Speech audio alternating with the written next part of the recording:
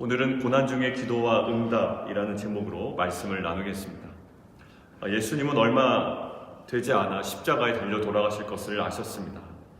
그러니까 예수님에게도 실은 심적인 또 정서적인 또 고난과 두려움의 상황 가운데 직면하신 겁니다. 이때 예수님께서 보이신 반응은 굉장히 단순했습니다. 하나님과의 기도의 자리를 다시 찾아가셨습니다. 종교 지도자들과의 형벌의 내용을 협상한 것도 아닙니다. 그리고 어떠한 합의를 이루고자 한 것도 아닙니다. 습관대로 기도하러 올라가셨습니다. 고난을 대하는 방식, 단순하지만 하나님 앞에서의 기도인 줄 믿습니다. 그렇다면 기도의 내용과 응답은 무엇이었는가 함께 오늘 살펴보기를 원합니다. 먼저 기도의 내용입니다. 예수님의 기도의 내용이 담긴 구절은 오늘 본문 42절입니다. 42절 함께 다시 한번 봉독하겠습니다. 시작. 이르시되 아버지여, 만일 아버지의 뜻이거든 이 잔을 내게서 옮기시옵소서. 그러나 내 원대로 마시옵고 아버지의 원대로 되기를 원하나이다 하시니. 우리가 사실 위인전을 읽으면 죽음 앞에 의연한 분들의 모습들이 기록이 됩니다. 내 죽음을 적군에게 알리지 말라라는 우리 이순신 장군이 있습니다. 또 독립운동을 하시다가 옥중에서 의연하게 죽음을 맞이하는 우리 선조들의 스토리를 최근에 많이 듣습니다. 그런데 그러한 우리에게 예수님이 그 추춤하시는 지금 모습은 좀 약간 의아하게 느껴집니다. 하나님이신 예수님이 왜 이리 죽음 앞에 안절부절 하시는가? 그러나 예수님은 완전한 하나님이시기도 했지만 실은 동시에 완전한 인간이셨습니다. 그래서 십자가의 죽음 앞에 우리들의 모습처럼 안절부절 하셨던 것입니다. 그래서 예수님의 이러한 모습이 있었기 때문에 예수님은 우리의 약한 모습을 누구보다 잘 이해하고 계십니다. 실은 예수님은 십자가의 죽음, 고난 직전에 그리고 십자가상에서의 고통을 당할 때에 우리의 약함을 모두 다 경험하셨습니다. 그래서 우리의 마음이 얼마나 떨릴지, 또 우리의 마음이 얼마나 조급한지, 또 우리의 마음이 얼마나 두려운지, 또 우리의 마음의 상태와 심적인 흔들림을 잘 알고 계십니다. 이러한 불안정한 상황에서 예수님의 기도를 분석해 보면 이것입니다. 이 기도의 시간에 예수님은 자신의 심적, 또 정서적, 또 육체적 두려움과 고난의 상황 가운데 정답을 이야기하지 않습니다. 예, 하나님 맞습니다. 하나님의 뜻은 십자가에 제가 죽음을 당하는 겁니다. 그 길을 가겠습니다. 이제 며칠 남지 않았습니다. 이제 몇 시간 남지 않았습니다. 이런 식으로 기도하지 않습니다. 만일 아버지의 뜻이거든 이 잔을 내게서 옮겨주십시오. 그동안 걸어온 공생의 3년을 다 도루묵으로 만드는 그런 한마디, 그 한마디가 나옵니다. 이 잔을 내게서 옮겨 주옵소서. 나의 원함이 있는데 그것이 하나님의 뜻은 혹시 아닙니까? 나의 원함이 있는데, 나의 바람이 있는데 그것이 하나님의 뜻이었으면 좋겠습니다. 예수님은 본인의 그 원함과 바람, 그리고 시름과 조음을 그 마지막 순간까지 이야기하십니다. 결국 겟세마네 기도의 시간은 이렇게 정리할 수가 있습니다. 그 내용은 예수님의 중심을 드러내는 시간이었습니다. 하나님 편에서의 해답을 이야기하는 것이 아니라 예수님의 인간적인 중심을 토해냈습니다. 그런데 감사하게도 그 중심을 솔직하게 드러내신 그 예수님은 그 중심을 다룸받기 시작합니다. 중심을 드러내니 그 중심부터 하나님께서 만지십니다. 결국 이러한 고백을 합니다. 내 원대로 마옵시고 아버지의 원대로 되기를 원합니다. 기도에는 이러한 과정이 꼭 있어야 됩니다. 우리의 원함이 있는 것, 우리의 중심을 내보여야 드려야 됩니다. 그리고 그 이후에 하나님이 그 중심을 만지도록 또 우리는 철저하게 자기 부인으로 들어가야 됩니다. 중심을 드러난 후에야 중심을 다룸받을 수 있습니다. 우리도 그 중심을 드러낸 기도가 회복되기를 원합니다. 우리의 원함을 솔직하게 우리의 중심을 드러내는 기도, 그리고 거기서 멈춰서는 안 돼요. 그것이 하나님의 뜻입니다라고 정답처럼 나아가서도 안 됩니다. 철저하게 그 중심을 드러낸 기도를 통해 우리의 그 중심이, 우리의 그 심령이, 우리 자아가 다름받는 그러한 은혜가 있기를 원합니다. 그리고 겟세마네 기도의 응답입니다. 겟세마네 기도의 응답. 우리는 겟세마네의 이러한 간절한 기도, 오늘 44절에 나온 것처럼 예수님께서 힘쓰고 애써 더욱 간절히 기도하셨다. 그리고 땅에 떨어지는 핏방울 같이 되었더라. 실제로 극심한 고난과 스트레스에 직면하게 되면 이 땀에 이 피성분이 같이 나온다고 해요. 그러니까 예수님의 이러한 기도는 정말 그 생사를 넘나든 정말 자신의 전존재를 다 드리는 그러한 기도였습니다. 정말 간절한 기도. 이렇게 간절한 기도를 드렸으면 이런 거잖아요. 우리가 40일 동안 금식했으면, 또 20일 동안 금식했으면, 릴레이 기도 금식했으면 우리가 원하는 것들이 좀 이루어져야 되는 거잖아요. 아니면 십자가의 고난이 좀 경감되거나, 아니면 십자가의 길을 피하거나 이런 식으로 이루어져야 되지 않습니까? 근데 오늘 겟세마네 기도, 이 간절한 기도의 응답은 어떠했는가라는 것을 좀 보기를 원해요. 첫 번째는 이거였습니다. 흔들림이 없었습니다. 흔들리지 않으셨어요. 십자가의 고난의 요소가 제거되지 않았습니다. 겟세마네 그 간절한 기도. 그리고 고난의 요소가 경감된 것도 아니에요. 오히려 겟세마네 기도를 마치자마자 가룟 유다를 통하여 성전 경비대장들과 장로들과 대제사장들이 대거로 몰려듭니다. 예수님을 체포하러 옵니다. 오히려 기도 이후에, 겟세마네 그 간절한 기도 이후에 십자가가 오히려 성큼 다가온 겁니다. 이런 억울한 일이 있습니까? 그럼 기도 안 하지. 왜요? 기도 안 해도 그 십자가가 본인에게 다가올 텐데 왜 내가 무엇을 하려고 이렇게 기도했나, 이런 마음이 들 거 아니에요? 오히려 기도 이후에 십자가가 더 성큼 다가옵니다. 그렇다면 겟세마네 기도는 왜 드린 것이며, 땀이 핏방울같이 되었던 힘쓰고 애써 또 간절히 드렸던 기도는 응답이 없었던 것인가? 43절 함께 보겠습니다. 43절 함께 읽습니다. 시작. 천사가 하늘로부터 예수께 나타나 힘을 더하더라. 이 힘은 오히려 십자가를 감당할 수 있는 힘을 하나님께서 아들 예수에게 허락하셨다라고 보통 이야기합니다. 그러고 보니 예수님께서 천사들의 도움을 받으시는 장면이 또 하나 생각이 납니다.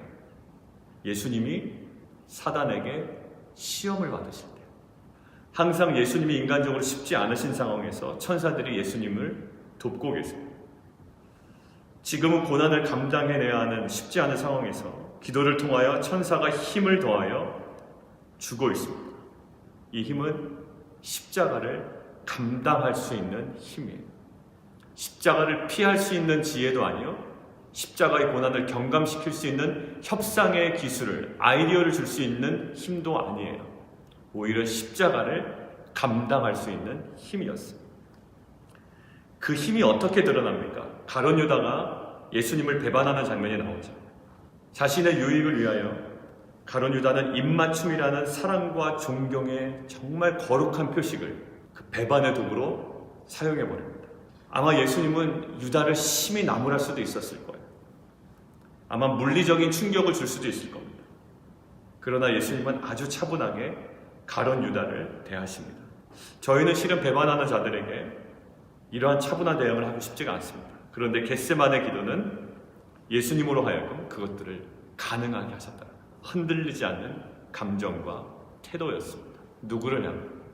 자신을 3년 동안 그렇게 철저하게 따르던 그 제자의 그 배반 앞에 흔들리지 않은 태도로 가룟 유다를 대할 수가 있었습니다. 기도의 응답이었어요. 그리고 두 번째는 겟세마네 기도의 응답은 이런 식으로 나타났습니다. 인내할 수 있는 힘이 있었습니다. 인내할 수 있는 힘.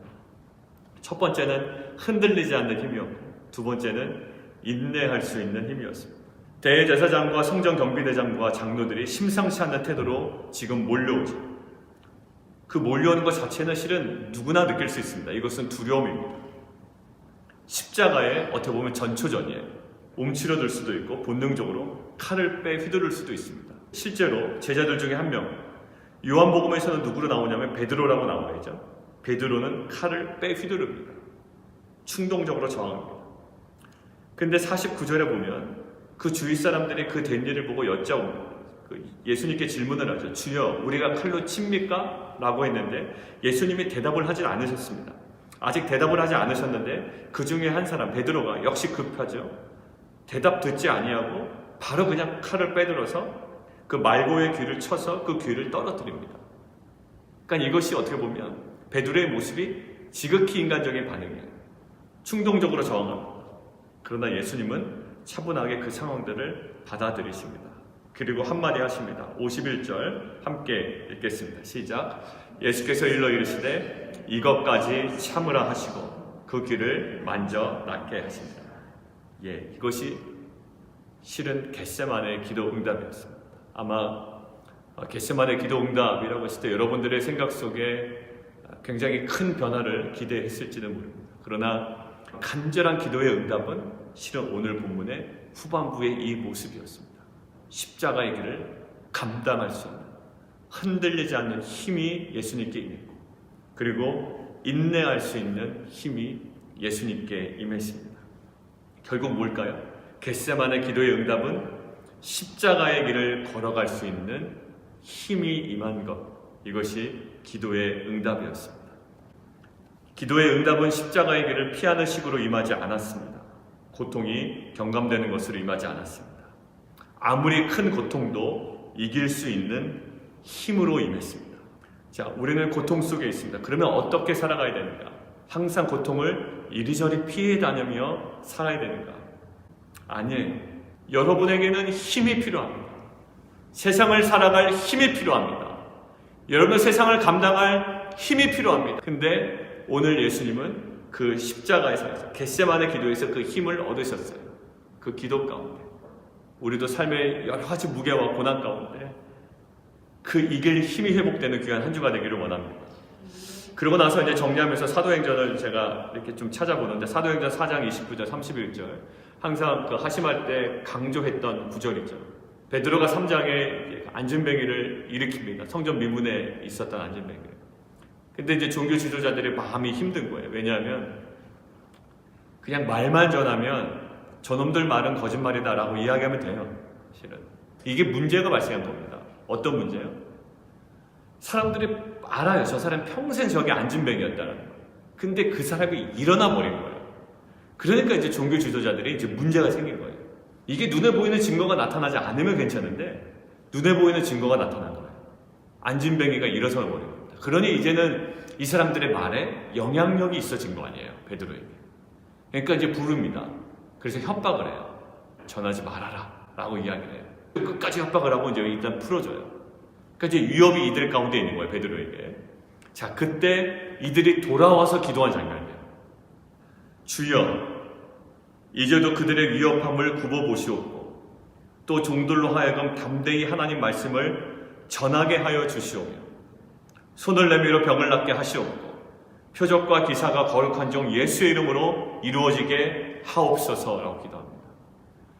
그러니까 이들이 그 종교 지도자들의 위협 앞에 돌아와서 이렇게 기도한 게 아니라 하나님, 저들의 위협이 좀 없게 해주십시오. 저들의 위협을 무력하게 해주십시오. 저들 좀 혼 좀 내주십시오. 우리가 고난 당하지 않고 좀 예수의 복음을 전하게 해주십시오 라고 이야기하는 것이 아니라 하나님, 고난이 있을 줄 알겠습니다. 그러나 그 위협함을 굽어보시고 그러나 그 고난 가운데서도 종들로 하여금 담대히 하나님의 말씀을 전하게 하시고 손을 내밀어 병을 낫게 하시고 표적과 기사가 거룩한 종 예수의 이름으로 이루어지게 하여 주시옵소서.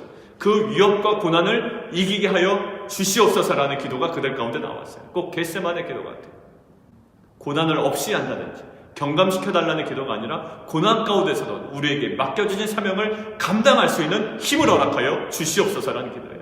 여러분도 우리의 상황이 어렵습니다. 그러다 우리 가운데 기도가 나와야 됩니다. 하나님, 이 어려움 좀 없이 해주십시오라는 기도와 동시에 하나님, 혹 어렵더라도 우리가 이 모든 것들을 감당할 수 있는 힘을 허락하여 주시옵소서.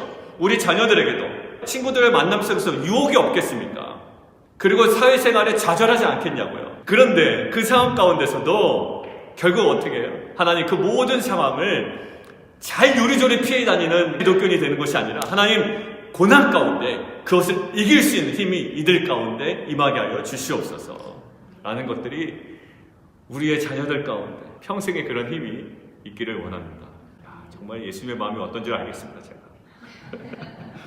자, 그래서 그 빌기를 다음에 그 다음이 중요합니다. 모인 곳이 진동하더니 무리가 다 성령에 충만하여 담대히 하나님의 말씀을 전하니라. 우리가 사도행전에 강조했던 본문이에요. 빌기를 다음에 고난이 없어졌더라, 그 위협하던 종교주의자들이 넘어졌더라, 이것이 아니라 천지가 진동하더니 무리가 다 성령에 충만하여 담대히 하나님의 말씀을 전하더라. 마찬가지로 오늘 겟세마네 기도에 간절한 기도 위에 무슨 일이 벌어졌습니까? 담대히 예수님께서 십자가를 지더라. 흔들림 없이 인내하며 그 십자가의 골고다로 한 걸음 한 걸음 가시더라. 우리도 겟세마네 그 간절한 기도가 있습니다. 그것이 우리의 원함대로 이루어지지 않을 수 있지만 흔들림 없이 인내하며 가야 할 길을 마땅히 걸어가는 그 힘이 우리 공동체와 여러분에게 온전히 임하기를 원합니다.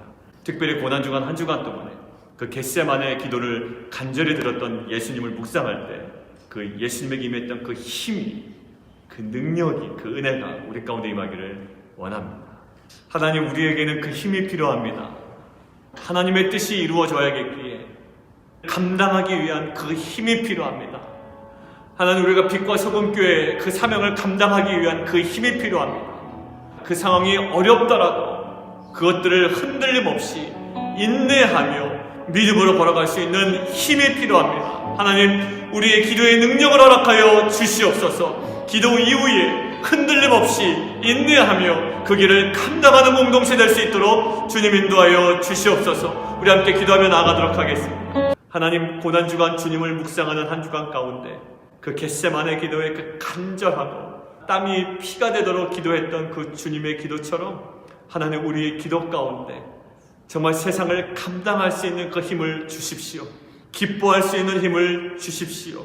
절망 가운데 소망을 붙들 수 있는 힘을 주십시오.